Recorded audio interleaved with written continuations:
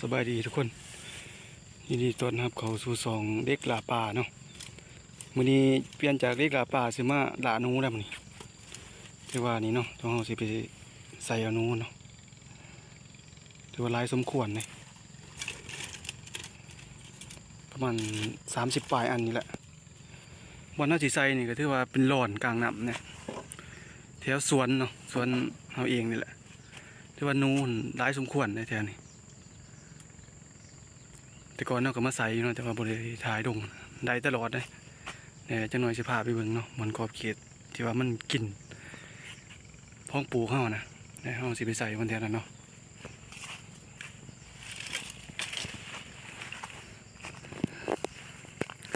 ถือว่ากวางเลยนี่แหละที่ใส่ออกแม่มแทนนี่เนาะถือว่ามันกินเหล้ากินมะเพชรมะเขือเขามะทั่วเนี่ยถือว่ามุนเบิดเนี่ยแทนนี่เนาะเดี๋ยวจะพาไปเบิ่งบอนไซเลย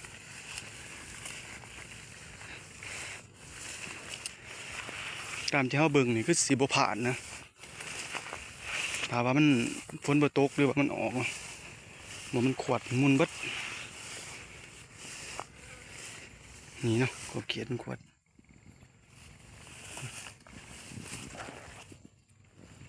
บดเดี๋ยวไหน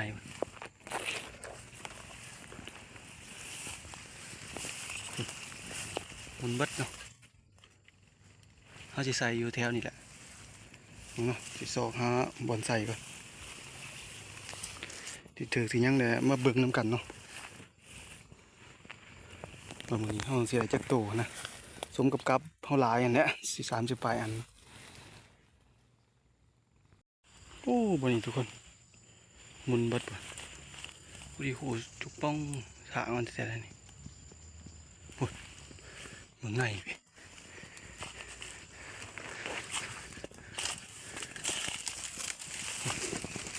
ทางควายมันเบิดเถียน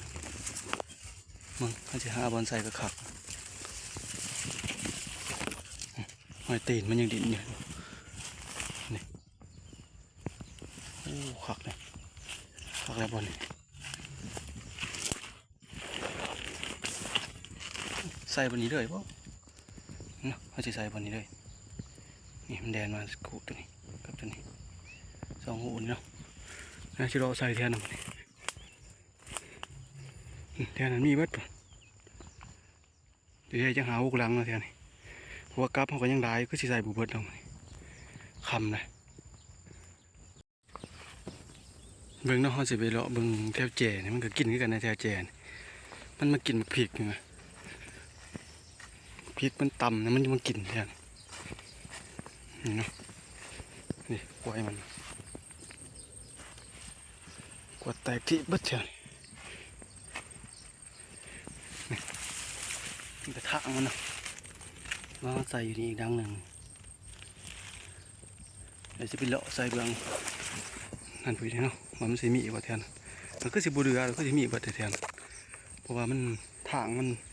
งูมันได้นะเกศนี่โอเคมันต่ำดินเนี่ยมันออกมาเก็ดกินนะ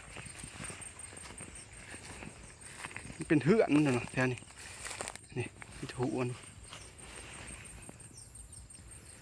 ทางมันไป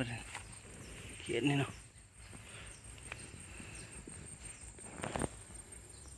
ปุ๊บสิยางก็ไปเบิ่งไหนไปเนาะนี่เนาะพิธีใส่ของเราก็จะว่าคักอยู่ได้บ่นั่นนี่ทางมันแดนมาเส้นทางรถไฟเนาะนี่แลนกันมานี่มันต่ำเลยแต่วันดุดเขาเห็นแบบนี้มันจะบกขาดนะบกคือเขามัดใส่ลักนะย่างมันจะอ่อนไปเลยนะใส่อยู่นี่ก็4 รังเนาะ4 รังนี่นี่รังหนึ่งเนาะ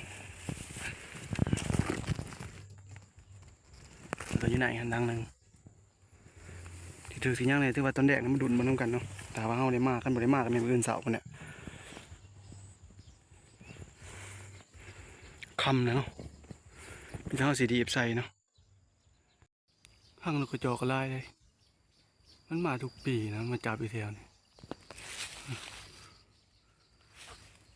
มีไข่เพาะแถวนี้ต่ กบเรือมาจับโอ้ยอยากเป็นสีเหมือนๆเลยเลยไม่อยากเห็นขากไหนเนาะมาหอนนี่ก็ถือว่ากลับห้องก็ใส่ไปทีละน้อยนะทุกคนที่ว่ามาใส่อยู่ดมนี่เนาะมันมีอยู่แต่ว่ามันเป็นทางเก่ามันอะไรใส่ก็ใส่บุเบิร์ดหรอกยังประมาณ10 ปลายเนาะใส่อะไรประมาณ20 ปลายหลังวันนี้เฮาก็สิพยายามมองเฮาโตเนาะมองกลางอยู่ใต้ที่ตามมันนำกันมื้ออื่นพุ่นแหละว่าสิถือบ่ได้ว่าบ่ถือเนาะ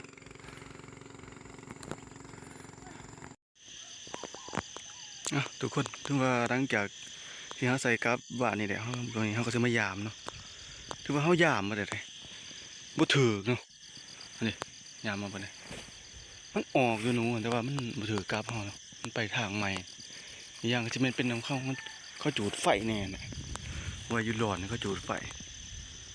อีกอย่างเขาก็ใส่บ่เบิดแน่ใส่10 ปลายลังหรือว่าเป็นน้ำเฮาไทยนี่เพราะมันยังบ่ถือเทื่อเฮาใส่มันยังถือนะวันนี้เฮาสิพยายามมองเฮาโตเนาะแต่ว่ามองเฮากลางอยู่บ่ได้อยู่ท่าไตอยู่เนี่ยไปเบิ่งนำกันเนาะว่าสิได้จักโตว่าสิได้หลายหรือว่าจังได๋ซั่นเนาะเพื่อต้นแดงตอนเฮาใส่กับเดี๋ยวเฮาพยายามก็ไล่แต่ว่าเฮาบ่ได้ถ่ายลงโอ้เฮายามมองก็เดี๋ยวได้หลายเติมในป่าแต่ว่าคือว่าได้มันกลางมองน้อยเนาะมอง2 ตอนเพิ่นแฮงดื้อร้ายแล้วเพิ่นก็กลางกันวันนี้เฮาก็สิได้กลับก่อนนะมันคลิปเฮาสำนี้ก็สิสุดเท่านี้เนาะคลิปหน้าพบกันใหม่